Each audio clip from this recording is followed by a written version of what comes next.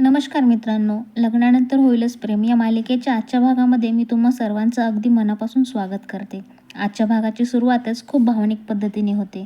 नंदिनी आणि जीवा अनेक दिवसांनंतर देशमुखांच्या घरी येतात. घरासमोर दिसताच नंदिनी थांबते, डोळे भरून येतात.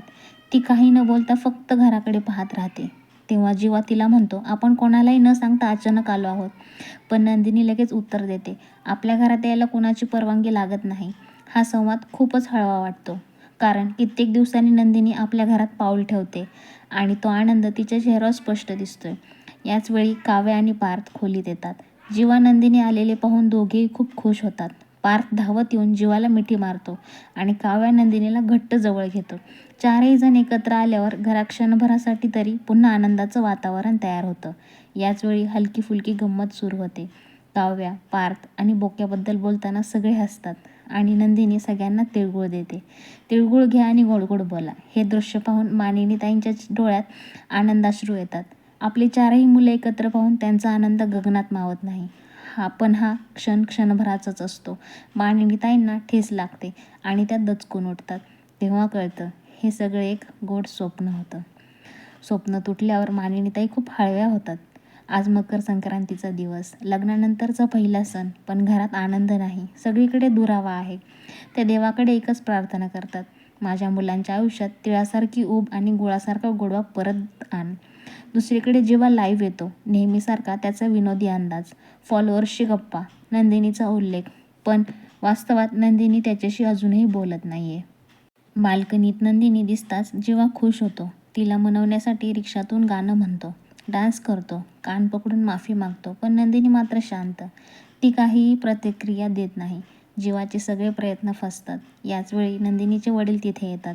त्यांचा राग स्पष्ट दिसतो. जीवा थोडासा घाबरतो, पण तरीही हार मानत नाही. इकडे देशमुखांच्या घरी पार्थ आणि काव्याचा ट्रॅक पुन्हा ताणलेला दिसतो. बोक्यामुळे झालेली गंमत हसवणारी असली तरीही तिच्या मागची भावना वेगळीच आहे. काव्या पार्थसाठी नाश्ता करते, त्याची काळजी घेते, पण पार्थ सतत स्वतःभोवती एक इगोची भिंत तयार करतो. तो स्पष्ट सांगतो, जो पार्थ तुमच्यासाठी काही करेल तो पार्थ आता उरलेलाच नाही. हे शब्द काव्याला खूप दुखावतात. तिचे डोळे पाणावतात, पण पार्थ तिथून निघून जातो. हा सीन खूप भावनिक आहे आणि पुढे मोठा टर्न घेणारा आहे. नंदिनी दुसरीकडे हलव्याचे दागिने पाहत असते. मानिनीताईंचे शब्द, त्यांचा उत्साह, पहिल्या मकर संक्रांतीचे स्वप्न, तिला हे सगळं आठवत राहतं. आज त्या सणादिवशी ती आपल्या आईपासून दूर आहे याचं दुःख तिच्या चेहऱ्यावर दिसतं. मानिनीताई मात्र घरात संक्रांतीची तयारी सुरू ठेवतात. काव्यासाठी साडी, पार्थसाठी कुर्ता, हलव्याचे दागिने. पार्थ फारसा प्रतिसाद देत नाही, पण मानिनीताईंचा उत्साह काही कमी होत नाही. शेवटी एक धक्कादायक क्षण येतो. कोणीतरी मानिनीताईंचे डोळे झाकतं आणि पुढच्या भागाचा प्रोमो सुरू होतो. पतंगबाजी, रम्याचा राग आणि काव्याचे पतंग कापल्याची कबुली. पुढच्या भागात मोठी धमाल आणि ड्रामा पाहायला मिळणार आहे, हे नक्की. एकंदरीत मित्रांनो, आजचा भाग भावनिक, हलका फुलका आणि पुढच्या ट्विस्टची तयारी असा होता.